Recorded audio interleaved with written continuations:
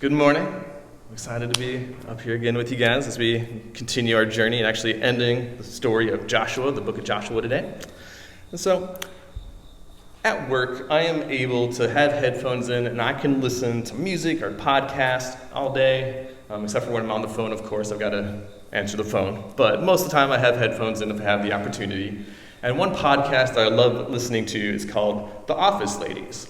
And so if you're a fan of The Office, it's Angela Kinsey and Jenna Fisher, who are both actresses on it. They're doing a rewatch of the whole series, but for each episode they're giving insights, behind the scenes things and facts about how the episodes were made. And it's a lot of fun. And one thing they bring up a lot, or one person they bring up a lot, is Greg Daniels. He's the producer and a showrunner for The Office. And if you're not familiar with the role of the showrunner, it's okay. It's a title that a lot of people don't know who they are or what they do. But the showrunner, so Greg Daniels, he heard of the original version in the UK, and he wanted to adapt it for the US. And so he was the showrunner. He was the guy, getting producers and writers and trying to find a studio that would air the series. And so he was the whole creative mastermind behind it. And Angela and Jenna constantly referred to Greg Daniels and just the measures and lengths he went to help make the show successful. Some of the things that he did were he strongly encouraged some of the writers to actually have a role in the show so that there wouldn't be this barrier between the writer's room and the actors, but there'd be a lot of unity. And he also respected the actors and the work they went into to understand and know these characters inside and out. So if they have an idea for a story, they go to the actor hey, how do you think this character would respond or act in this situation? And they would give feedback, and Greg and the writers would listen and take their advice. And so Angela and Jenna are constantly pointing back to Greg Daniels, just the atmosphere he created on set, his vision, and even protection for the show, because Greg Daniels would have to work with the studio execs. They'd have their comments and ideas of how the show should go, and sometimes he'd be like, nope, we're not doing that. We're going this direction. So the showrunner is super important, but you're not going to see that title as they're rolling the credits. He is behind the scenes, but without him, the show would have been completely different. And so when we think about our lives, who are the people that are behind the scenes? That if we didn't have a relationship with them, that maybe our lives would look very different. Maybe you've had a teacher that had a big impact in your life growing up. Maybe you've had a coach that also helped you out. Or maybe you think you've had a boss that was gracious to you. Maybe it's your first job out of high school or college that had a big impact in shaping you, giving you opportunities to succeed or maybe fail. But then they're able to help walk you through that failure so that you can learn and do better next time.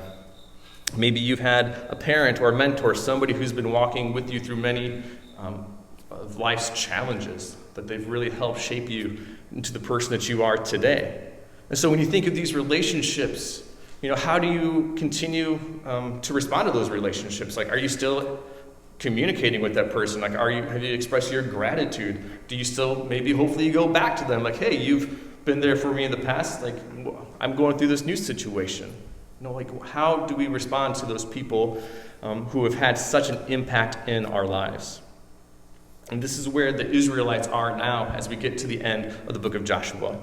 Just to do a brief recap of the whole book, we started out, they had just gotten to the land of Canaan, the land where God had promised that they would dwell and that they would have.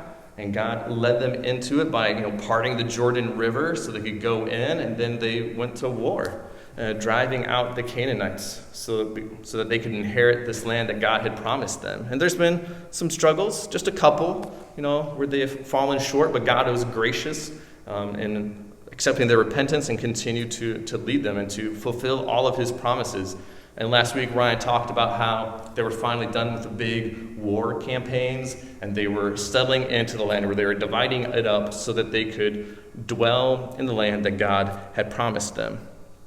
And so as we go through these last 3 chapters, I think the big idea, the question that can be at the front of your mind is, how do followers of God respond to his faithfulness? Or, when God is faithful to us, when he follows through on his promises, how should we react? How do we live our lives in light of that truth? And so we're going to dive into Joshua chapter 22. I'm going to read the 1 through 6 here. So, then Joshua summoned the Reubenites, the Gadites, and the half-tribe of Manasseh, and said to them, "You have done all that Moses, the servant of the Lord, commanded, and you have obeyed me in everything I commanded. For a long time now, to this very day, you have not deserted your fellow Israelites, but have carried out the mission the Lord your God gave you. Now that the Lord your God has given them rest as he has promised, return to your homes in the land that Moses, the servant of the Lord, gave you on the other side of the Jordan. But be very careful to keep the commandment and the law that Moses, the servant of the Lord, gave you, to love the Lord your God, to walk in obedience to him, to keep his commands, to hold fast to him, and to serve him with all your heart and with all your soul." All right, so we have these groups of the Reubenites and the Gadites and the half-tribe of Manasseh. I'm going to refer to them as the Transjordan people, because way back in Numbers, they had defeated a couple of cities and some land, and they're like, "Hey, we like this land. We want to settle here." And Moses is like, "Well, this isn't the promised land." He's like, "Are you sure?" I'm like, "Yeah, we like this. We want to settle here." And he's like, "Okay, if you want to live here, we all helped you conquer this land. You need to come with us into the land of Canaan, the promised land, and help us conquer that land, and then you can have rest." And they agreed to that. And so now they have fulfilled that commitment, and Joshua's like, "All right, we're good. You can go back to the land on the other side of the Jordan, and you can rest there." And let's see how things continue on. We'll jump down to verse 10. When they came to Galilee, near the Jordan, in the land of Canaan, the Reubenites, the Gadites, and the half-tribe of Manasseh built an imposing altar there by the Jordan. And when the Israelites heard that they had built the altar on the border of Canaan at Galilee, that city, near the Jordan on the Israelite side, the whole assembly of Israel gathered at Shiloh to go to war against them. Okay, so they haven't even made it to their land yet, and already the Israelites are like, "All right, we're going to war." We might be thinking, "Man, that's a fast reaction. What happened?" And as we'll read on, this altar they built isn't just any altar. They made it as an exact replica of the altar that's in the tabernacle. It's this very sacred, holy place where they go to offer sacrifices, and God designated, no, you can only offer sacrifices at this one altar, at this one spot. And so now the Transjordians in the land of Canaan build this exact replica, this imposing altar. And so the Israelites are "What are you doing? This is sinful. You're being disobedient to the Lord," and they're preparing to go to war. But luckily, they take a breath. They get the high priest Phinehas, and they get some other elders, and they're like, "Hey, you go down, talk to these people, find out what's going on." And so they do. They begin questioning the Transjordan people as to what's going on, and we'll pick it up at verse 18. And so they say, "And are you now turning away from the Lord? If you rebel against the Lord today, tomorrow he will be angry with the whole community of Israel. If the land you possess is defiled, come over to the Lord's land, where the Lord's tabernacle stands, and share the land with us. But do not rebel against the Lord or against us by building an altar for yourselves, other than the altar of the Lord our God. When Achan, son of Zerah, was unfaithful in regard to the devoted things, did not wrath come on the whole community of Israel? He was not the only one who died for his sin." So there's a few things going on here. So first, we already see that there's that tension between the Israelites and the Transjordan, where it's man, the Lord's promised land isn't good enough for you. It's what's going on?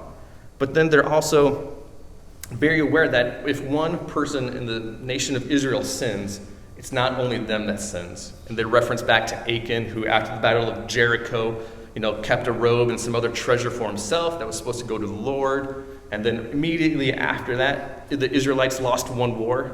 Some guys died. But then also Achan and his family also were stoned because of their disobedience. And so we see the Israelites are taking sin a lot more seriously because they do not want the wrath of God to come upon them.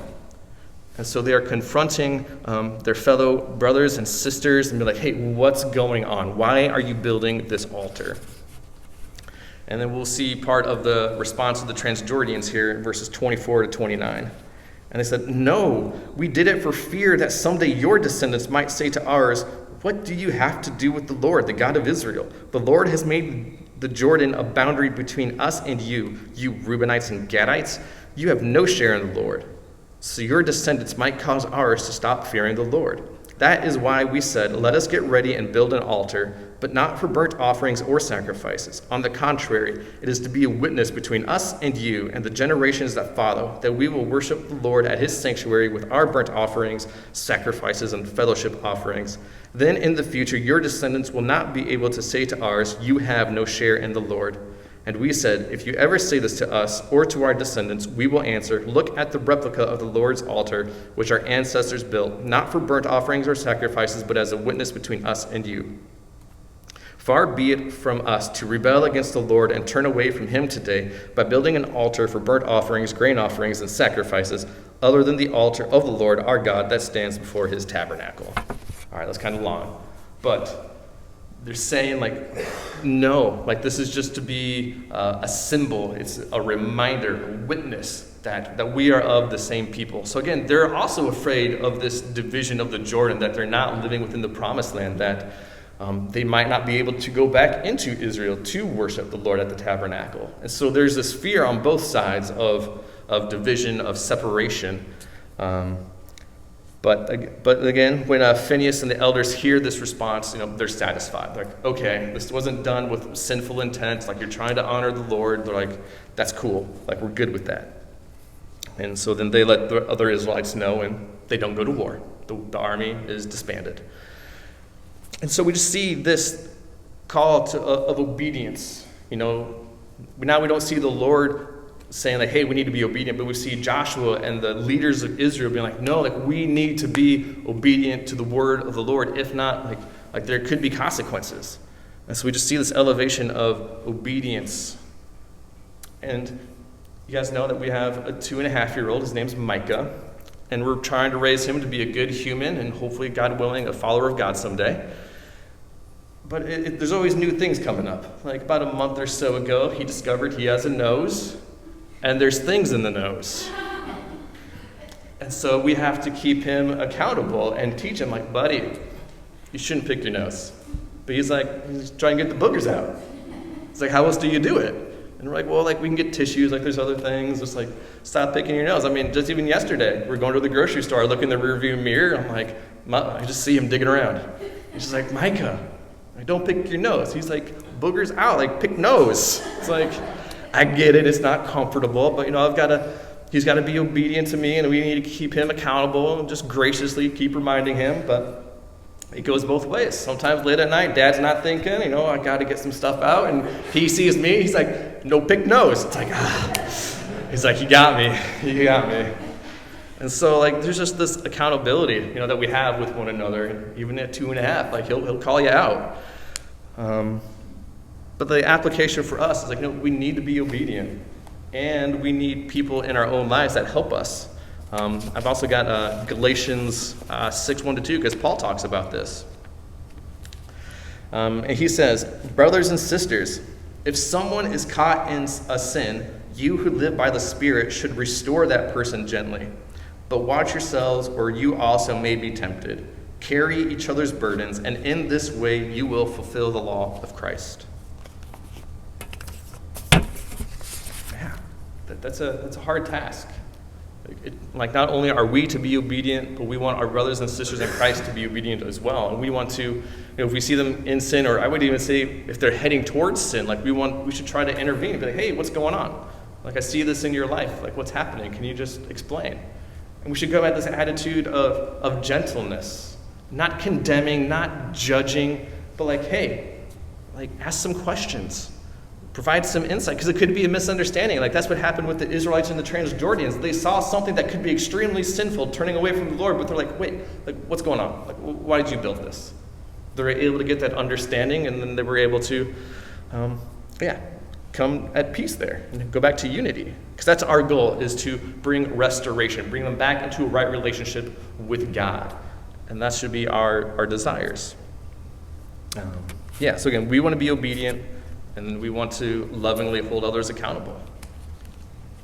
As we continue on into chapter 23, Joshua, again, he's in old age here. He's probably in his early hundreds, and he's beginning to give his last speeches, his parting words before he dies.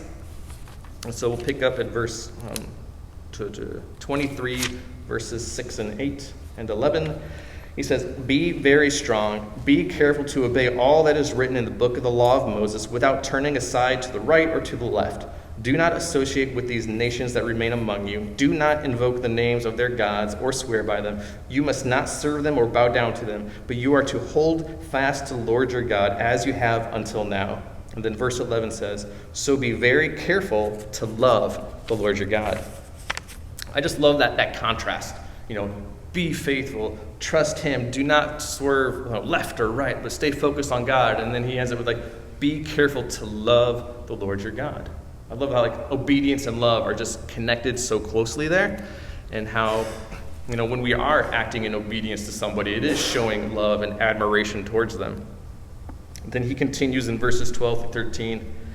"But if you turn away and ally yourselves with the survivors of these nations that remain among you, and if you intermarry with them and associate with them, then you may be sure that the Lord your God will no longer drive out these nations before you. Instead, they will become snares and traps for you, whips on your backs and thorns in your eyes, until you perish from this good land, which the Lord your God has given you." All right, so now we're getting some warnings, hey guys, yes, the big battles are over, but there's still things you need to do. You still need to continue driving out the Canaanites so that we can live in peace, so that you won't be tempted to worship false idols. And he's and if you don't do this, there's going to be consequences. They're going to become snares in your backs. And then he ends this chapter 14 through 16. Joshua still speaking. He says, "Now I am about to go the way of all the earth," which means he's about to die. "You know with all your heart and soul that not one of all the good promises of the Lord your God gave you has failed. Every promise has been fulfilled. Not one has failed. But just as the good things the Lord your God has promised you have come to you, so he will bring on you all the evil things he has threatened, until the Lord your God has destroyed you from this good land he has given you. If you violate the covenant of the Lord your God, which he commanded you, and go and serve other gods and bow down to them, the Lord's anger will burn against you, and you will quickly perish from the good land he has given you." All right, Joshua's not holding back. He's laying it all out. You have the blessings and you have the curses. This isn't the first time it's come up in the book of Joshua or Deuteronomy. They're always very honest about what God expects, and if there's failure and there's no repentance, then there's consequences. And the big section here is we have to trust God.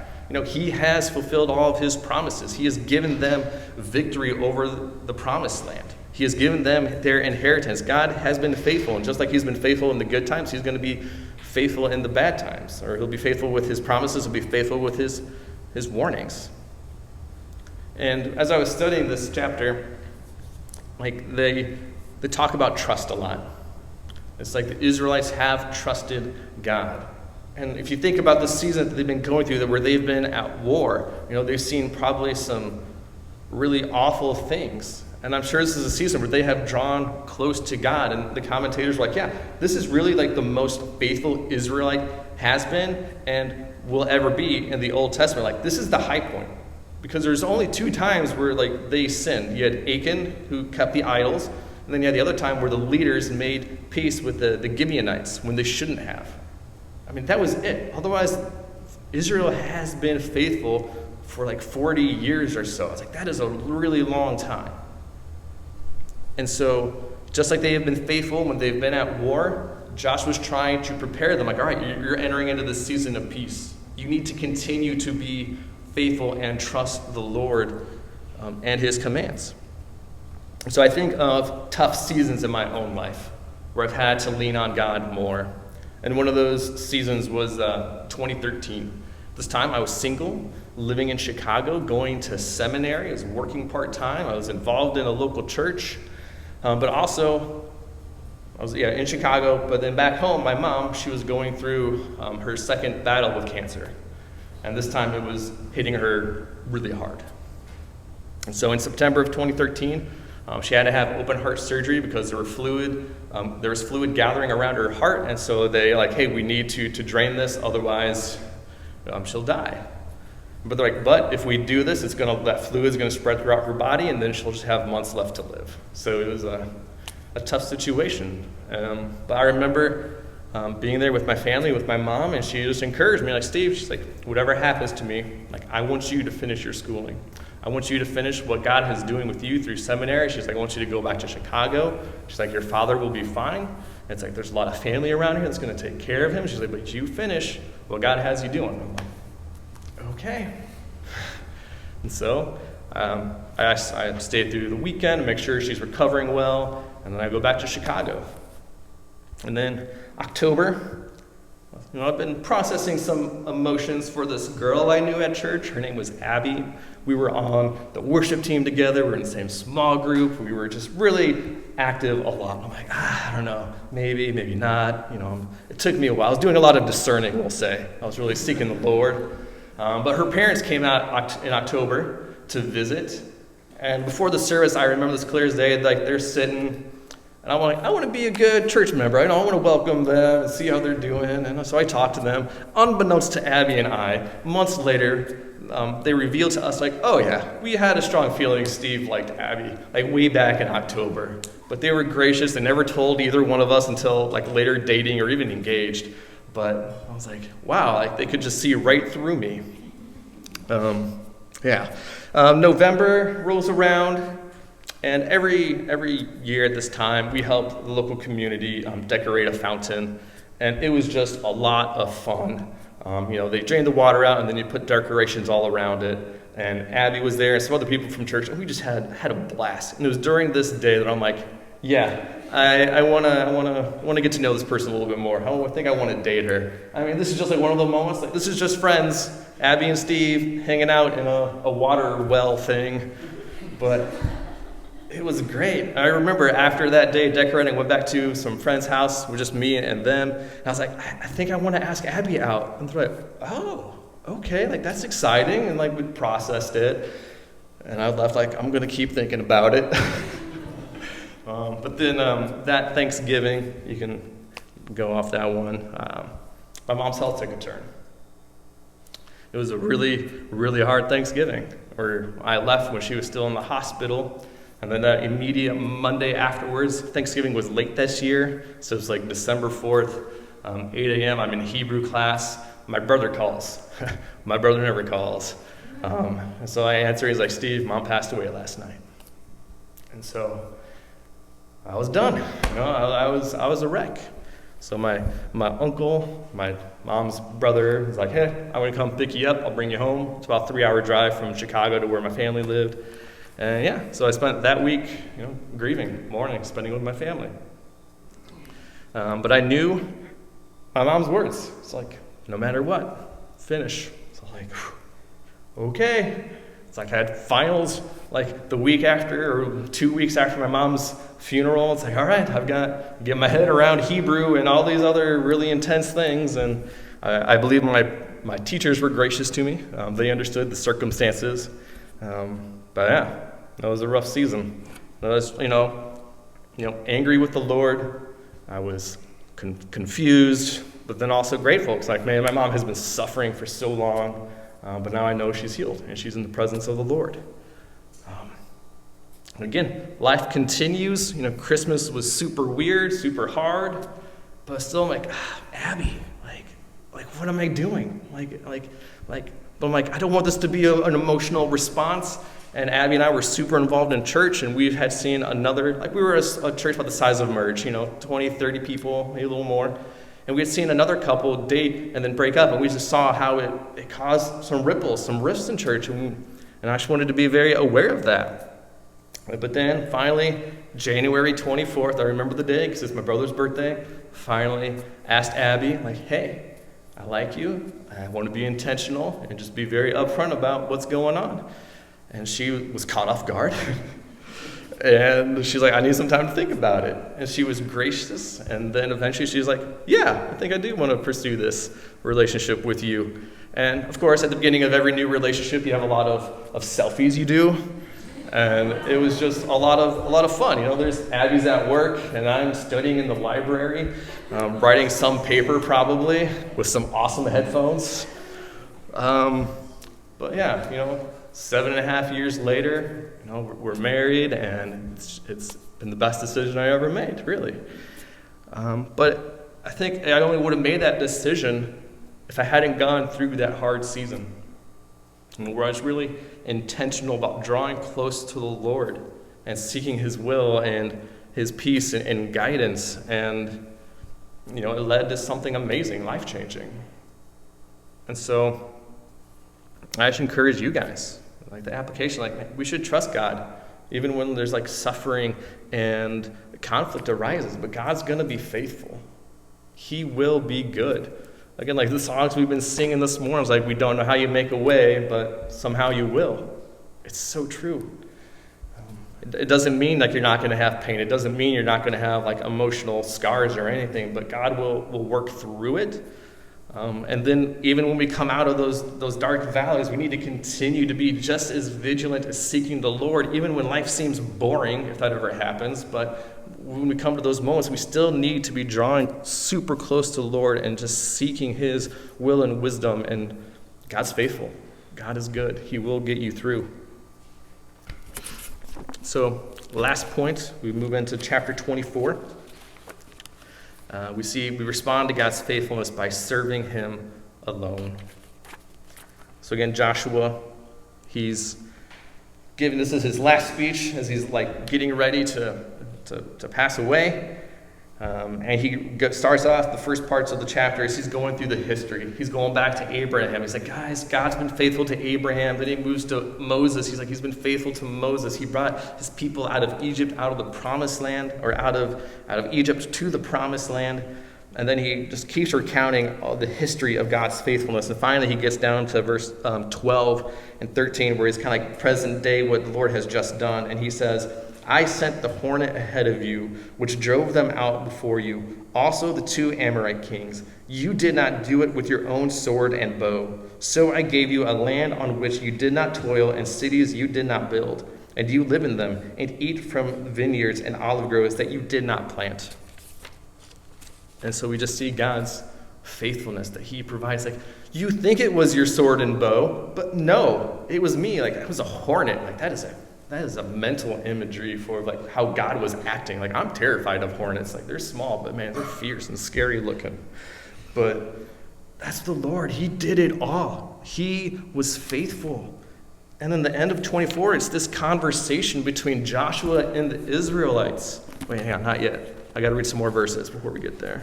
14 and 15. Hold that thought. So Joshua continues, now fear the Lord and serve Him with all faithfulness. Throw away the gods your ancestors worshipped beyond the Euphrates River and in Egypt, and serve the Lord. But if serving the Lord seems undesirable to you, then choose for yourselves this day whom you will serve, whether the gods your ancestors served beyond the Euphrates or the gods of the Amorites, in whose land you are living. But as for me and my household, we will serve the Lord. Yeah, so that last little part, that might be a familiar verse to you. Maybe you've seen it on someone's house. But it's a very convicting, challenging statement there. He's like, throw away your false gods. Like, what are you doing? Who are you going to serve? He is just calling them out, point blank. Like, who are you going to serve today? And my mind went blank. That's fun. But, man, where was I going with that? Oh yeah, Joshua. They have to make this decision.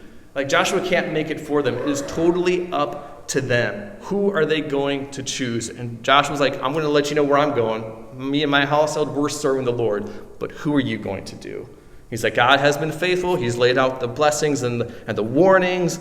And he's just being honest. And then, of course, the Israelites, we're going to serve the Lord. Like, that's who we're going to do. Like, that's what we're going to follow. And Joshua's like, you can't do it. You're going to sin. And Joshua can say this on good authority because at the end of Deuteronomy, he and Moses hung out with the Lord, and the Lord's like, they're going to worship false idols. He's like, I'm going to kick them out of the land. Like, that's what's going to happen. And so Joshua, he knows this. He knows the outcome. But yet the Israelites, no, we're going to serve the Lord. We're going to be faithful. And so we'll pick up at the end here, 22. Then Joshua said, okay, you are witnesses against yourselves that you have chosen to serve the Lord. Yes, we are witnesses, they replied. Now then, said Joshua, throw away the foreign gods that are among you and yield your hearts to the Lord, the God of Israel. And the people said to Joshua, we will serve the Lord our God and obey him. I think it's interesting there that Joshua said to throw away your foreign gods and then obey. And they're like, yeah, we're going to obey. It's like maybe it's just because they weren't at home, so they couldn't immediately throw them away. But I just find it fascinating that they left that part out. And then 25, on that day, Joshua made a covenant for the people, and there at Shechem, he reaffirmed for them decrees and laws. So again, he's just reestablishing that covenant that the Lord has already made with the people of Israel. It's like, okay, Israelites again, like they're reaffirming, like we're going to follow the Lord. And if we were to continue on to the book of Judges, we could see what happens. But maybe someday we'll get there. But then the story ends, the last 4 or so verses. You have the death of Joshua. He lived to 110. And then you have like a random throwback where they buried Joseph's bones. It's like, Joseph? Like, yeah, all the way back in Genesis, Joseph's like, hey, when I die, carry my bones with you until we get to the promised land. I want to be buried with my ancestors. So that's like some 80-ish years that the Israelites have been carrying Joseph's bones with them. And finally, like, all right, we can bury him. And then we also have the death of Eleazar, who is the son of Aaron, who Aaron is the brother of Moses, so it's the high priestly line. And so now Phinehas, he is the high priest. And one point to notice, when Deuteronomy ended, Moses transitioned leadership to Joshua. And we get to Joshua doesn't transition into anybody else. Like there's no quote-unquote leader. And it's because they're now in the promised land.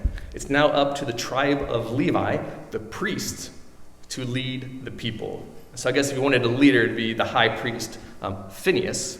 But it's just kind of left open-handed. It's like, all right, we have God's people are in the nation, and they have the leaders and the priests who are now going to lead them. So as we look to wrap up Joshua, I found this quote from Warren Wiersbe, where he says, to summarize the book, he says, the practical message of the book of Joshua is that God keeps his promises and enables his servants to succeed if they will trust and obey him. And I think that's a perfect summary. Yes, God is faithful, and he will allow us to succeed if we trust him and if we obey his word. And yeah, I think, just like the challenge that Joshua gave to the Israelites to throw away your foreign gods. They're worthless. They're just wood and metal. They're nothing. But yet the people still clinged to them. And I like this quote by C.S. Lewis. He says, it would seem that our Lord finds our desires not too strong, but too weak. We are half-hearted creatures, fooling about with drink and sex and ambition when infinite joy is offered us. Like an ignorant child who wants to go on making mud pies in a slum because he cannot imagine what is meant by the offer of a holiday at the sea. We are far too easily pleased. That's us. We're far too easily pleased. We are satisfied with making mud pies when there's a beautiful sea. Think of like the Outer Banks, like just some beautiful place that God's like, no, come here. You can have infinite joy. You can be perfectly satisfied. But we're always seeking after that instant gratification. Sometimes we're not willing, or we don't see the path God has before us. That might take a little bit of extra work. It might take some sacrifice in our own parts, but it would bring us so much more joy. So at this time, I just want to invite the worship team to come back up. And they're going to play some music for just a little bit. And I just want us to take some time to think about these two questions I have. is God the most important thing in our lives? And 2, what might be some false idols that we need to surrender to God? What might it be? Are there things that we crave after? Be it, alcohol, sex, or any pornography, like whatever that addiction may be. Is there something that's got too much control in our lives that we need to lay down? Maybe it is ambition. We're pursuing worldly things and comforts, but we need to lay them down to the Lord and trust Him that He's going to provide for us, that He's got everything that we need. So I just want us to take a few moments here to pray, come before the Lord, ask Him to reveal what things might be in our lives that we need to let go and trust Him with. But He will be good and He will be faithful.